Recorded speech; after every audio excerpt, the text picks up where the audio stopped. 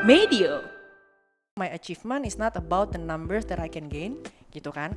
Which is sebenarnya true gitu ya. Kalau ngomongin bisnis nggak number nggak bisa lah gitu kan. Sih, Tapi saat lu become a leader, saat ada responsibility yang masuk ke lu, gue ngeliat achievement itu dari seberapa banyak leaders yang bisa gue groom, gitu. Karena gue percaya bahwa mau sejago apapun gue, kalau gue mau grow, itu gue nggak bisa sendiri.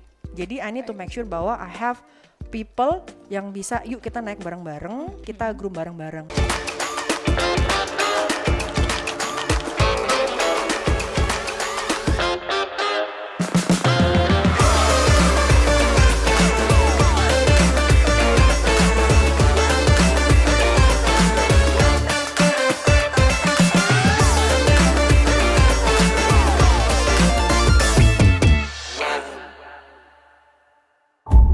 Kisah misteri di Indonesia yang membuat kita geleng-geleng kepala. Terinspirasi dari kisah nyata yang ada di sekitar kita. Selamat menyelami dunia yang ganjil dan janggal. Dengarkan di Spotify dan Noise. Halo Sobat Medio, kembali lagi bareng aku Risti dan juga Aku Ellen. Nah, di segmen Leto kali ini kita akan menggali perspektif leader tentang pengalaman kepemimpinan dalam tim dan inovasi bisnis dengan learn by listen, empower by encourage, dan juga develop by delegate. Hari di sini sudah ada Mbak Juventia Vicky, President of Hacktivate Indonesia. Welcome to Let's Talk Obsesi. Thank you for having me here. Mungkin boleh diceritain dulu nih ke Sobat Medio, Kak Vicky belakangan ini kesibukannya apa aja sih? Sibuk activity, ngejalanin sebuah education company, terus bisa dibilang I'm kinda brand new mom. Currently I have a 3 years old boy gitu, jadi memang lagi di masa being there for him lah sebenarnya. Tapi ya basically ya my life revolves around that gitu sebenarnya. Okay. Wow, jadi selain bekerja juga sekarang mendalami peran baru sebagai ibu. Betul. Oke, nah mungkin mau ngobrolin lebih jauh tentang karirnya Kak Vicky nih. Aku udah sempet ngestalk. Kak Vicky ini kan udah sekitar 7 tahun ya di Hacktivate. Iya, 7 tahun. Dan sebelumnya kita udah sempat ngobrol juga kalau Kak Vicky ini salah satu hampir kayak early staff deh di Hacktivate gitu. Sebenarnya career background Kak Vicky itu apa aja sih? Kenapa milih Hacktivate gitu untuk berkarir di sana? Oke, kalau ngomongin career background sebenarnya biasanya kan selalu dimulai dari background pendidikan. Sebenarnya my background pendidikan itu adalah jurnalistik gitu. Tapi selama karir saya hingga sekarang itu selalu berkecimpung yang namanya dealing with people, either itu sebagai sales, fund manager, ataupun misalnya marketing gitu. Nah kalau ditanya kenapa sih Hacktivate? Tepatnya waktu saya diajak sama CEO saya untuk join Hacktivate, saya tuh diajak sebagai marketing gitu. Awalnya. There was a moment dimana kayaknya enggak sih, kayaknya gue bukan di edukasi nih gitu. Tapi and then waktu diajak lagi, I'm trying to questioning myself gitu kan. Kayak kalau lu emang a good marketer, no matter what type of product and industry, harusnya you can excel in that part gitu. That's why makanya I on board. Tapi one of the thing yang nge-push me untuk akhirnya join Hacktivate adalah the impact yang memang sebenarnya our CEO punya gitu through this Hacktivate gitu. Karena kan memang the goal for Hacktivate itu sendiri adalah we want to make sure bahwa we can change people's life so they will have a better opportunity in the future. Nah, that type of goal ataupun that type of vision yang ngebuat saya pribadi ngerasa mungkin this is what I'm looking for.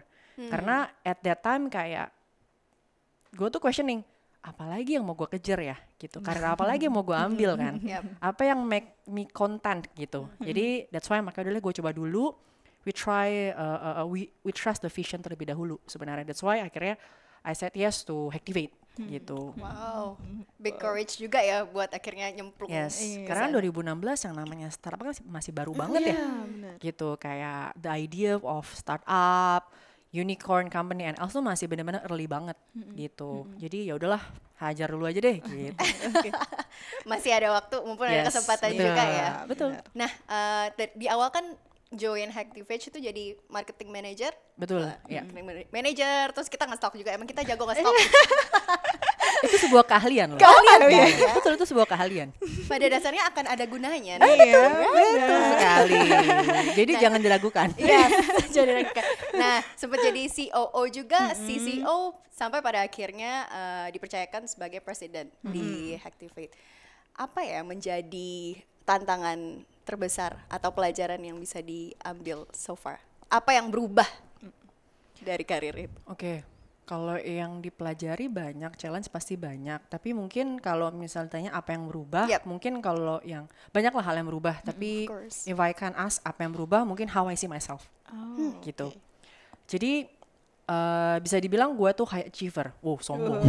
High achiever. Ambis Kalau at kata least anak-anak ya. At least sekarang kalau ya. menurut gue, I'm kinda a high achiever ya. Iya. Gitu. Jadi waktu gue memulai karir, setiap achievement yang gue kejar itu misalnya contoh kalau misalnya marketing, I'm gonna talk about kayak misalnya revenue yang gue dapet, KPI gue hit apa tidak, traffic, conversion, semuanya deh. Which is Angka. yang very visible. Iya. Ya, angka ya kan. Karena itu menentukan, oh gue sukses as a employee for this position. Tapi as I diberikan opportunity lebih, kita ngelihat bahwa bukan kita ya, tepatnya gue ngelihat bahwa untuk di posisi gue sekarang itu bukan tipe achievement yang harusnya gue kejar, gitu. Jadi gue mulai switch bahwa my achievement is not about the numbers that I can gain, gitu kan. Which is sebenarnya true gitu ya. Kalau Iya. ngomongin bisnis nggak number nggak bisa lah gitu Iya kan. sih, Tapi saat lu become a leader, saat ada responsibility yang masuk ke lu, gue ngeliat achievement itu dari seberapa banyak leaders yang bisa gue groom, gitu. Karena gue percaya bahwa mau sejago apapun gue, kalau gue mau grow, itu gue nggak bisa sendiri. Jadi I need to make sure bahwa I have people yang bisa, yuk kita naik bareng-bareng, kita groom bareng-bareng. Dan yang paling penting adalah ya I need to have leaders yang memang on board dengan visi yang sama, dengan misi yang sama. Bahkan gue tuh sering bilang gini sama CEO-nya, Activate gitu kan.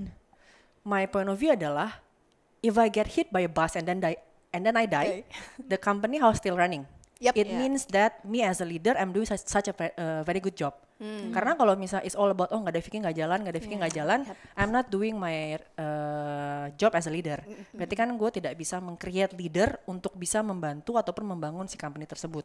That's why it's very important untuk gue bisa groom another leader. Jadi sebenarnya dari semua pengalaman ini akhirnya my mindset tuh switch. Yeah. And there was a moment dimana kayak gila ya yang achieve tuh semua anak-anaknya gue kayak langsung krisis kayak gue nggak perform apa gimana ya? Karena kan gue terbiasa kayak oh ya this number revenue-nya achieve by Vicky gitu misalnya kan. KPI achieve by Vicky. Tapi when you become leader, it's all team achievement. Yep. Kan lu nggak mungkin bilang ataupun mengambil achievement timnya lu dong. Jadi itu there was moment gue tuh frustasi banget. Gue nggak mungkin ngambil glory-nya orang. Tapi gimana ya? Tapi I do realize that achievementnya gue udah bukan itu lagi. Tapi gimana caranya supaya leadersnya gue itu bisa sukses. Gitu. Jadi mungkin how I see myself, how I see my achievement itu switch, benar-benar switch saat gue mulai naik level. Gitu. Jadi, Sampai sadar itu terjadi gimana? Sampai sadar bahwa oh ternyata achievement gue bukan tentang angka lagi Sampai nih. di titik itunya tuh gimana tuh Kak? I communicate. I communicate. Karena soalnya what I learn adalah gini, when you have a team, gue selalu bilang, even sama leadersnya gue, you don't have to be the smartest person in the room, but you have to be the clearest. Yep. Gitu. Karena when you're in higher position, all of the information kan revolve around you kan. Kalau lu nggak being clear, itu akan susah. Gitu. Sama juga masalah ekspektasi. Kalau lu punya tim, terus kayak misalnya lu mau make sure bahwa tim itu works ataupun lu improve, you have to communicate dong. Sama kalau misalnya kalian punya pacar, terus kayak ini hubungan mau dibawa kemana sih? Gue mau married apa enggak gitu kan? Which mean you guys communicate clearly what is your expectation. Yep. Kayak gitu. Jadi kalau lu nggak clearly communicate the expectation, it's gonna be tough. Gue percaya disappointment itu tuh bukan lahir dari apa yang kita temuin, tapi disappointment itu lahir dari apa yang kita harapkan, kita expect temukan. Ya dong. Berarti kan ada ekspektasi dong. Ya. Nah itu juga sama gitu.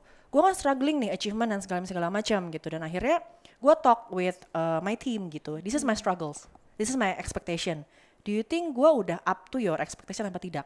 Karena kan gue questioning dong achievementnya gue apa gitu. And I'm trying to talk with my team kayak to understand apakah gue tuh udah become a better leader. What is your expectation? What is my expectation? So I communicate regarding kayak what I'm looking for dan segala macam gitu. Dan gue tuh lumayan open communicate why I'm doing what I'm doing. Jadi anggapannya karena gue nggak mau tiba-tiba kayak kan sering kali kenapa lu ngelakuin ini? Ih disuruh Vicky tuh. Itu gue nggak suka banget nih. Jadi sering kali kalau gue habis meeting, agree nih ya, agree. Ini kalau misalnya keluar nggak boleh bilang Vicky yang nyuruh nih. You guys agree kan? Gitu. Hal seperti itu. Jadi sebenarnya gimana cara gue bisa ada itu adalah dengan gue being open regarding my expectation, terus understand people expectation sebenarnya. Karena kan soalnya gini, logikanya kalau I understand that expectation dan gua meet that expectation, berarti kan I already achieve the goal. Gitu kan sebenarnya seperti itu. So basically that's how I'm starting untuk kayak understand. Kayak gua lumayan sering kayak make the time untuk kayak one on one. Cuma tanya how's your family, what is your struggle, what is your challenges dan segala macam. So I understand sebenarnya gue melakukan responsibility gue apa tidak gitu.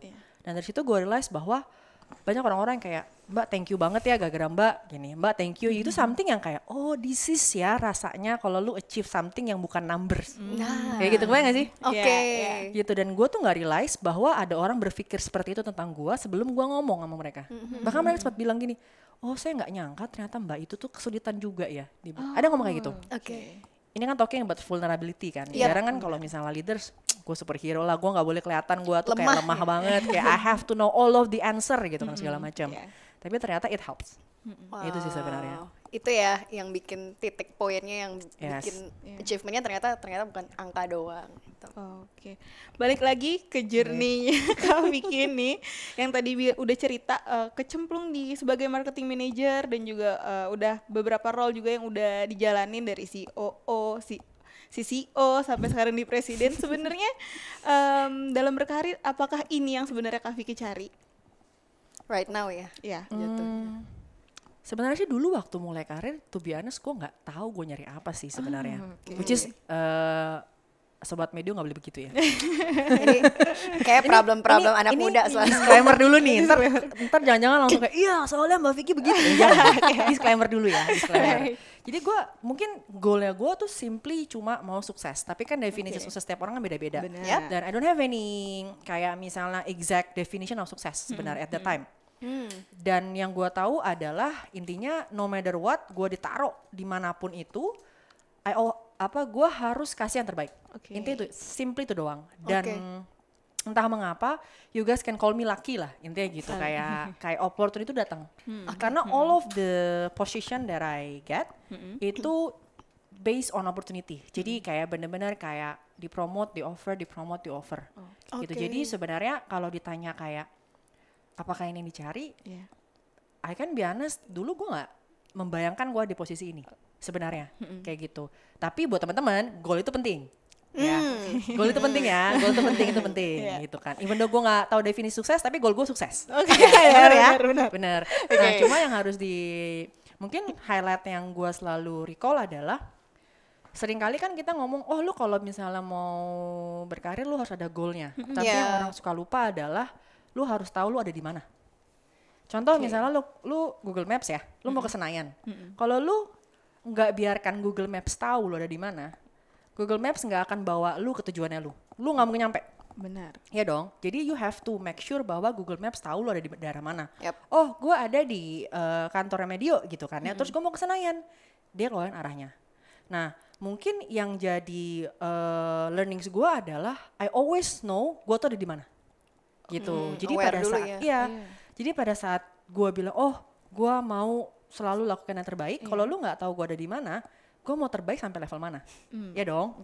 Nah dari situ akhirnya entah mengapa gue selalu tahu gue di mana, apa yang harus gue improve day by day, dan akhirnya gue sampai di posisi ini, kayak gitu. Jadi mungkin nggak harus teman-teman kayak nggak tahu, tapi teman-teman harus tahu goalnya di mana dan teman-teman harus tahu teman-teman ada di mana sebenarnya. Kayak gitu. Aware dulu lah terhadap apa yang posisi kita sekarang. Aware, adapt, adjust. Aware, adapt, adjust. Triple A's. Menuju desa Sawala. Apa ya maksudnya? Jangan harap bisa lari. Kamu itu masih terlalu lemah untukku. Terima ini.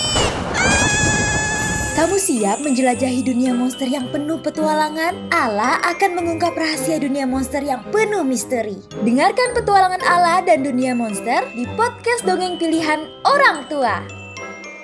Oke, nah tapi kalau ngomongin tentang Activate-nya sendiri, yang kayaknya Kak Vicky udah juggling berapa position juga di Activate ya so far 7 tahun ini.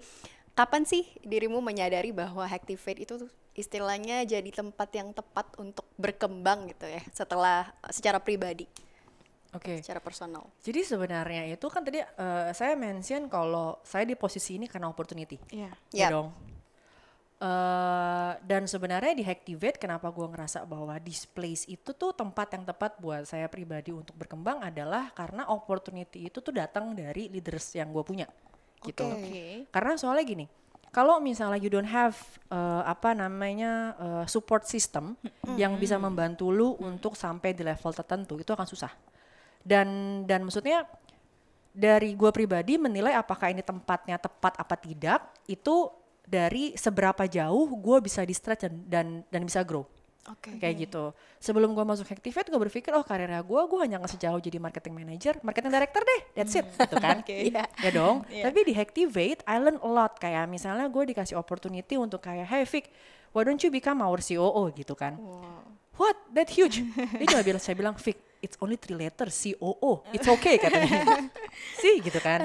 Tapi dia tahu bahwa dia invest in me, bahwa ya I have the capability to do that, I have the capability to learn gitu. It simply start by trust sebenarnya. Dan dari situ gue realize bahwa this environment itu bisa ngebuat gue jadi pribadi yang lebih baik lagi. Dan itu beneran gitu loh. Dan kayak yang namanya environment normalize making mistake dan segala macam itu tuh benar-benar ngebantu. Dan akhirnya setiap posisi yang ada sekarang itu it's all by opportunity yang memang dikasih gitu. Dan if I can share, most of the leaders yang di Activate itu adalah leaders yang kita groom dari dalam gitu. Jadi hampir semuanya bahkan. Jadi memang tipe-tipe leaders yang udah lama di Activate and then we promote dari staff gitu ya. Betul gitu. Karena kita percaya growth itu kan penting. Dan gue dapat opportunity dari my CEO gitu kan untuk bisa sampai di level ini. That's why makanya kita replicate itu supaya kita bisa melakukan ke leaders yang lain and then mereka bisa nge-groom leaders lain juga. Karena again responsibility gue adalah to groom more leaders kan sebenarnya. Dan dari situ gue realize bahwa it is good this company can give me that type of environment, so I can give that type of environment to the future leaders. Dan itu works just fine, even until now. Dan bahkan kalau dulu sebelum ikut Activate, gue kayak ngerasa gue cuma segini, tapi sekarang gue di titik di mana what else ya? Pasti masih ada lagi gitu. Karena yang namanya grow itu kan bukan hanya sekedar mungkin struktural level, tapi opportunity, handling certain of challenges, terus product, project, and else itu sih. Jadi penting banget support system ya Kak ya. Betul banget. Oke, balik lagi nih dari tadi yang udah Kak Vicky ceritain, mungkin Kak Vicky sebagai leaders itu tadi beberapa kali mention tujuannya adalah groom more leaders. Nah sebenarnya anggota tim seperti apa sih yang Kak Vicky cari tuh? Jadi kalau misalnya ngomongin hiring itu, kalau for me personally, kalau gue interview gue tuh suka nyari 3 elemen. Yang pertama itu adalah hungry. Hungry itu adalah point of view di mana dia nggak akan pernah berhenti belajar. Karena kita percaya bahwa kalau misalnya lu mau grow, lu nggak boleh sedikit pun berhenti belajar. Gitu. Karena kalau nggak lu nggak akan pernah bertumbuh. Hungry itu berarti ya kalau ada obstacles lu akan try untuk kayak misalnya find the solution, find the way out and else. Lalu yang kedua itu adalah smart. Smart in term of knowledge, tapi bukan kayak smart academic ya. Smart ini tuh juga ngomongin mengenai how this person positioning themselves gitu. Karena when you're working in a working environment, yang kerja itu kan bukan cuma lu. So how you positioning yourself tuh is very important. How you communicate with stakeholders, how you overcome challenges, terus discuss about the solution. Itu smart yang kita maksud. Gitu. Dan yang ketiga adalah humble. Humble dalam artian gini, yes everyone tuh pasti ada target KPI, ada achievement. We see that ya kan. Tapi sebenarnya yang harus dilihat dari humble ini adalah untuk seseorang bisa achieve certain goal, itu tuh lu butuh tim yang lain. Gitu. Kayak misalnya gini nih, kayak di sesi ini mungkin di video yang kelihatan kita doang gitu. Iya. Tapi kan sebenarnya ada kameramen, ada orang yang Tim-tim di sound, belakang. tim di belakang gitu. Iya. Bayangin kalau kalian tengil banget, nggak mungkin mereka bantuin, ya kan? Sebenarnya kan, gitu. Pada akhirnya it's a collective effort sebenarnya. That's why makanya humble itu very important. Dan itu yang akan menciptakan supportive environment gitu. Karena kalau misalnya nggak humble, pasti kan kayak nggak, this is my achievement, this is my glory gitu kan. Jadi kayak sesama tim di Hacktivate yang ngomong, hey thank you tim ini for the hard work dan segala macam, itu pemandangan yang sangat-sangat biasa gitu. Karena kita realize bahwa ya lu kalau misalnya nggak ada dia lu nggak bisa jalan gitu. Marketing nggak ada ops nggak bisa jalan. Ops juga sama, kalau kagak ada yang jualan lu kerja apaan? Kagak ada kan sebenarnya. Jadi sebenarnya itu jadi satu lah kayak gitu. That's why makanya 3 itu yang selalu menjadi poin utama. Jadi dari hungry, smart, and humble. Other than that ya hard skill, I can find people yang memang punya hard skill yang very significant and banyak banget lah gitu. Tapi 3 hal tersebut belum tentu. Biasanya kalau misalnya dari gua nggak gampang dapat orang yang mesti 3-3-nya. Yes. Nggak gampang. Tapi biasanya gua akan mentolerir kalau at least lu punya 2 apapun itu. Oh, oke. Karena at least kalau misalnya based on my experience, at least kalau lu punya 2, lu pasti bisa di-groom untuk jadi 3. Kayak gitu. Itu based on my experience. Karena memang semuanya proses belajar Yes, juga ya. betul. Nggak bisa ngedapat Superman dari semua tim. Betul. Makanya itu mereka harus hungry dulu nih, pengen belajar Betul. dulu dan ya terima kritikan dan Yes. lain segala macamnya juga ya. Betul. Nah tadi kan juga udah kegambar juga ya, mungkin sedikit banyak budaya kerja di Hacktivate, bagaimana groom other leader juga. Berarti kalau misalnya teman-teman di Hacktivate itu dari awal sampai akhirnya mereka jabatannya naik-naik terus, berarti banyak yang stay-nya lama nih. Iya. Gimana? Nah, termasuk dirimu nih. Iya, makanya kan. Dari sebelum pandemi yang waktu itu tantangan besar banget Iya. sampai post pandemi. Tantangannya seperti apa sih untuk bikin mereka apa ya? Jatuhnya stay dan mau tetap bersama Hacktivate. Sebenarnya kita nggak see it as a tantangan ya, karena Wes, itu terlalu sombong gitu. Bentar, nanti nggak humble ini. Mungkin bukannya seperti itu. Jadi kalau kita ngelihatnya itu adalah saat lu set your standard from the beginning itu benar, value apa yang lu set di awal itu benar, saat the obstacle itu datang, itu tuh lu lebih ke kayak how long you're gonna survive. Karena kan lu secara value udah sama nih, thinking lu udah sama, point of view lu udah sama. Jadi pada saat obstacle datang nggak panik karena lu bersama orang-orang dengan visi yang sama, value yang sama gitu. Oke. Dan yes gitu di Hacktivate itu most of the leaders yang stay di Hacktivate dia tuh kan leaders yang digum dari dalam dan most of them adalah people yang memang stay with us before the pandemic, during the pandemic and after the pandemic gitu. Tapi apakah itu baru muncul during pandemic, baru ketahuan orang yang mana yang stay? Enggak. Kadang kan seringkali orang bilang, ya nih kalau udah lagi susah baru ketahuan nih yang benar-benar sayang sama perusahaan gitu kan ya. Yang mana yang sesuai, yang loyal di mana nih, ya dong. Nah, tapi makanya aku nggak mau bilang itu sebagai tantangan karena we already set our standard from the beginning. Our value itu straight kayak apa sih yang kita kejar, apa sih yang kita mau pegang dan segala macam sehingga ya prosesnya akan terus akhirnya nge-support semua macam kondisi gitu sih. Nah kalau misalkan dari Kak Vicky sendiri nih, dari pengalamannya nge-groom leader, tantangannya apa aja sih Kak yang ditemuin ketika memimpin gitu? Waktu gue pertama kali jadi leader itu tuh I used to think that as a leader you should be able to attach and detach at the same time. Tapi itu nggak mungkin. Saat lu attach, lu nggak mau tiba-tiba detach, nggak mungkin kan. Tapi a friend on mine said that mungkin yang benar Vic adalah form connection not attachment. It's different ya. Karena soalnya as a leader gue percaya kita itu harus build connection with the team, tapi nggak boleh attach. Karena once you attach with your team, it's gonna very hard for you to be objective. Ya dong, karena kan lu nggak maintain satu orang doang. Betul. Ya dong, kan lu nggak lagi pacaran ya kan. Lu dengan kayak misalnya as we getting bigger, timnya gue makin gede. Berarti kan you have to make sure bahwa you can make an objective opinion. Ya dong, makanya attachment itu nggak boleh tuh. Tapi connection itu harus. Karena kalau lu nggak bisa connect, that's gonna be tough. Gitu. Dan gue selalu percaya connection before correction. Gitu. Karena gini, if you're connect with your team, you will understand kayak kenapa sih dia ngomong ini, kenapa dia seperti ini, kenapa dia give this type of idea, what is the reason behind of this person gitu, his thinking, her thinking gitu kan ya. Karena you connect with them, you understand how they think gitu. Jadi waktu you want to correct someone, when you want to correct your team, lu udah bener-bener kayak fully understand, nggak cuma wah ini salah banget nih, padahal dia ada reasonnya gitu kan sebenarnya. That's why makanya connection is very important gitu. Dan dari situ gue realize bahwa saat gue mulai menjalankan itu, it works gitu. Karena soalnya mau gimana pun caranya lu dekat dengan tim, pasti akan ada structural gap.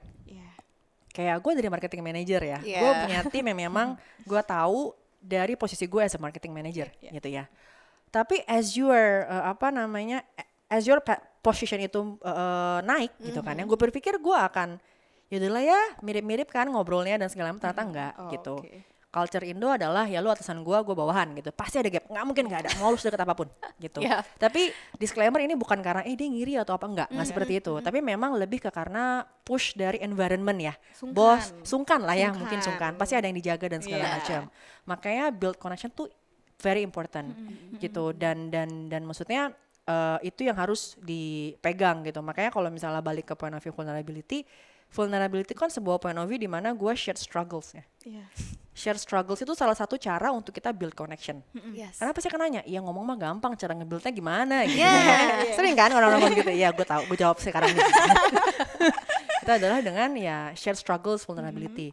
Karena share struggles itu tuh mengeluarkan oksitosin, hormon love and trust dan segala macam. Jadi kalau kalian teman-teman aware, kalau ada satu bencana alam gitu kan ya, pasti semuanya langsung jadi satu. Mau lu politiknya negara mana, pasti semua orang akan berbondong-bondong membantu. Karena mereka ngerasa ada share struggles. Contoh deh COVID gitu, everyone is trying to help each other. Nah makanya dengan ada share struggles, when I being open dengan tim, akhirnya the connection itu tuh terbuild. Tapi apakah itu akan clouded my judgment saat tim A itu make a mistake? Ya enggak, karena gue nggak attach. Jadi gue punya room untuk make sure bahwa to be objektif. Jadi awal-awalnya adalah challenge-nya mungkin adalah karena masalah attachment, tapi setelah itu di switch bahwa we pursue connection. Nah kalau tanya currently gimana, kalau gitu kan udah tahu nih resepnya. Nah sometimes adanya gap struktural karena nggak gampang ada connection, karena seringkali misalnya gue tuh kayak kalau japri di Slack gitu, disclaimer ini gue cuma nanya ya gitu. Karena kalau enggak, soalnya tuh entah mengapa image-nya kalau bos yang komen ataupun yang message itu adalah sebuah perintah yang harus dilakukan. Gitu. Jadi itu challenge yang mungkin currently ataupun ongoing proses ya. Karena you're going to meet a new team every day, every month, every quarter, every year. Gitu. Jadi memang semuanya ya proses juga lah ya. Oke. Nah, tadi kan sempat ngomongin soal how to manage expectation juga ya, tentang apa yang ada di staff gitu ya, apa yang dikerjakan. As a high achiever leader. High achiever leader. Nah, gimana ketika anggota tim itu menghadapi kegagalan namanya? What do you say to them? How to overcome it? Mungkin I have to switch the point of view of high achiever. High achiever is good, but you have to maintain the balance sebenarnya. Gitu. Jadi high achiever di sini my point of view adalah intinya gimana pun caranya gue harus berusaha supaya gue bisa achieve something. Jadi yang gue selalu bilang adalah jangan pernah kalian itu mengejar perfection, tapi yang kalian kejar itu adalah excellence.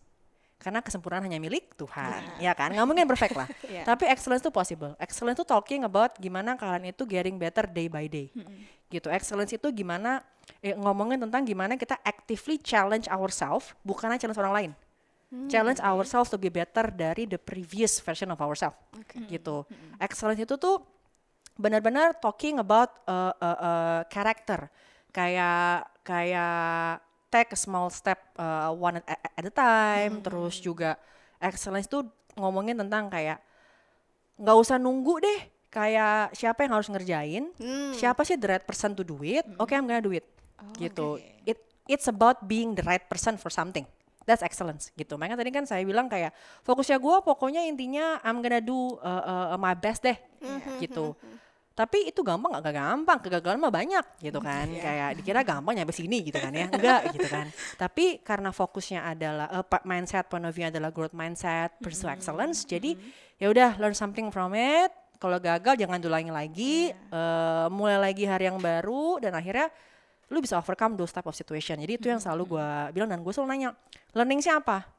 Apa bedanya gitu? Kalau ngomongin numbers, oke, year on year gimana, Q on Q gimana, bedanya ada di mana? Emang kita missnya apa? What we did differently back then sehingga this time itu tuh kita nggak bisa achieve that type of success misalnya, kayak gitu. Jadi gue selalu nanya itu gitu dan dari situ dari teman-teman terbiasa untuk melihat yang namanya year on year apa yang dilakukan dan akhirnya mereka bisa, Mbak ini nih dulu kita ngelakuin ini tapi sekarang udah enggak, saya balikin deh coba siapa tuh bisa grow dan segala macam. Jadi yang paling penting adalah fokus untuk getting better day by day sebenarnya gitu. Jadi jangan perfection karena nggak bisa, nggak ada juga, nggak ada namanya kesempurnaan gitu. Balik lagi lihat prosesnya, learningsnya. Padahal kan progress itu kan build karakter kan soalnya. Bener, tergantung orangnya. Oke, nah mungkin satu lagi yang dari yang tadi ya, yang kita ngomongin soal kegagalan itu tadi, gimana sih dari pengalaman Kak Vicky nih membuat anggota tim tuh istilahnya mau saling membantu ya. Aku kan juga punya tim nih misalnya, mungkin pernah ada struggle juga, susah nih bikin satu orang ini ngerti buat job desk tuh ada, tapi untuk dikerjakan, tapi kan bukan artinya kalau ada kerjaan yang lain nggak bisa bantu juga gitu, atau mereka merasa terbebani gitu. Gimana sih bikin sense of belonging juga ya untuk saling bantu di tim. Itu sebenarnya balik lagi ke house rules ya kalian sebenarnya. Jadi kan tadi kan di-mention waktu pandemic sebenarnya kita nggak overcome challenges during the pandemic, tapi we already build ataupun put the value pada saat mereka pertama kali on board. Gitu. Jadi sebenarnya pada saat you hire a team, you need to make sure bahwa kalian semua tuh punya value yang sama, gitu, ekspektasinya yang sama, gitu. Dan kayak gue nih, misalnya gue baru hire orang baru on board, gue tuh pasti ngemail panjang banget kayak 1 day housekeeping, 1 week expectation, 3 months expectation, gitu. Itu gue pasti akan ada, karena balik lagi my responsibility adalah I need to give clarity. Itu termasuk masalah value sebenarnya. Kayak misalnya in Activate kita percaya bahwa lu harus kerja 9 to 6. Ini nggak berlaku buat semua industri ya. Tapi it works for Activate 9 to 6 gitu kan ya. Dan banyak orang-orang baru yang memang datang ke Activate dengan terbiasa after office hour mereka masih kerja lemburan gitu kan. Dari situ kita benar-benar kayak nggak bisa, you stop. Even gue bakal japri orangnya, hey kenapa lu masih online jam segini?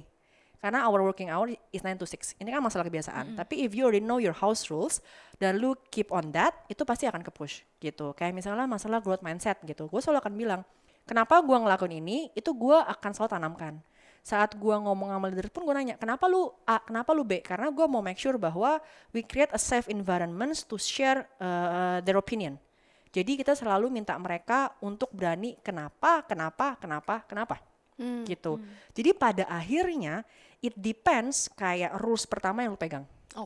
Pada akhirnya kan kalau gue ngomongin Activate, ini rumah gue nih. Lu punya rules dong. Lu kalau misalnya di rumah nggak mungkin kalau lu nggak bolehin ada sendal, masa lu biarin orang masuk sendal sembarangan. Intinya kan gitu kan. Nggak boleh pakai sendal gitu kan ya. Nah sama juga gitu kan. Kalau lu being flexible in term of the rules, itu akan susah. Kayak boleh deh kalau misalnya lu keponakan gue, lu pakai sendal boleh deh. Tapi kalau lu temannya gue, jangan deh ya kotor soalnya nggak bisa dong. Kalau lu nggak boleh pakai sendal, jangan pakai sendal. Sama juga dengan value, saat lu hire someone masuk ke timnya lu ataupun ke company-nya lu harus set the standard straight bahwa this is our value. Dan yang paling penting adalah we as a leader harus memastikan bahwa kita living that value. Gitu. Kayak misalnya gini deh, gue bosnya gitu kan ya. Gue bilang 9 to 6, tapi jam 7 gue WhatsApp. Orang mana berani kagak balas kan ya? Iya dong. Berarti gue juga harus make sure bahwa gue gak akan menghubungi orang after 6 p.m. Hal-hal seperti itu. Jadi pada akhirnya it's how you define your roles juga dan how you make sure bahwa lu gak fleksibel banget in terms of how you execute your rules sebenarnya. Jadi dimulai dari diri kita sendiri sebagai leadernya juga betul. Ya. Kan kita yang dilihat. Iya, benar. Spotlight. Mungkin pertanyaan terakhir nih untuk boleh. percakapan kita. Ada nggak sih Kak Vicky pesan-pesan untuk para fresh graduate yang sedang berkarir dan juga untuk para pemimpin muda nih? Ada 3. Banyak. Ada 3. Apa aja tuh? Yang pertama itu adalah growth itu nggak enak. Itu nggak enak. Lu di stretch, ditarik segimanapun caranya itu nggak enak. I can say that it's not easy. Itu nggak enak. Jadi gue nggak akan kayak make it kayak it's very good, it's good You for can the do future. it. Yes, you can do it. No, ini nggak enak. Ini nggak enak. Ini nggak enak. Tapi what I can say adalah rewardsnya itu bakal worth it banget. Itu yang pertama. Jadi selalu pursue growth gitu. Lalu yang kedua itu adalah be mindful terhadap circle yang lu pilih seperti apa. Itu penting banget gitu. Maksudnya apa sih? Lingkungan kerja itu tuh kayak puzzle gue liatnya. Ya, you have to find what type of place yang menurut lu bisa fit in. Kenapa gue bilang fit in dan gue tidak mendefinisikan fit in seperti apa? Karena fit innya gue, fit innya lu akan berbeda, ya dong. Fit innya gue adalah gue suka di company yang suka nge-push gue untuk gue stretch my capability, gitu. Makanya gue pas banget di Hacktivate, gitu kan ya. Tapi mungkin fit innya dengan kalian berdua akan berbeda. Jadi buat teman-teman benar-benar pilih circle ataupun working environment yang tepat. Karena yang tadi gue sempat mention, gue itu punya opportunity karena gue punya leader yang tepat. Yang bisa ngasih gue opportunity sehingga gue di level ini. So, I know that I'm in the right circle. Sehingga gue punya better career. Dan yang terakhir itu adalah your hard skill, your skill gitu kan ya, your connection perhaps, itu bisa bring you higher, definitely. Tapi only your character that can yang bisa make it sustain. Gitu. Jadi sebenarnya higher is one thing, gitu kan, kayak lu bisa naik karir dan segala macam, tapi kan questionnya adalah apakah your career sustain apa tidak. Dan yang bisa ngebuat lu sustain itu adalah your character. Jadi jangan pernah lupa gitu kan, kadang kalau orang-orang ambi kan suka lupa ya, mau naik gitu kan, tapi sebenarnya yang paling penting adalah karakter, karena kalau enggak lu nggak pernah sustain. Karena tujuannya biasanya orang ambi tuh cuma yang di atas, atas yang terbaik, tapi nggak ngelihat gitunya. Yang penting adalah sustain, stability dan segala macam, karena kita kan mau panjang dong harusnya, dan itu adalah karakter yang bisa make you sustain. Stay true to yourself. Oke. Wah, menarik banget. Kita udah di sesi terakhir nih. Terima kasih Kak Vicky untuk sharing-sharingnya dari pengalamannya dan juga insight-insight menarik lainnya. Kalau begitu, aku Risti. Aku Ellen, pamit undur diri. Dan juga Kak Vicky. Thank you.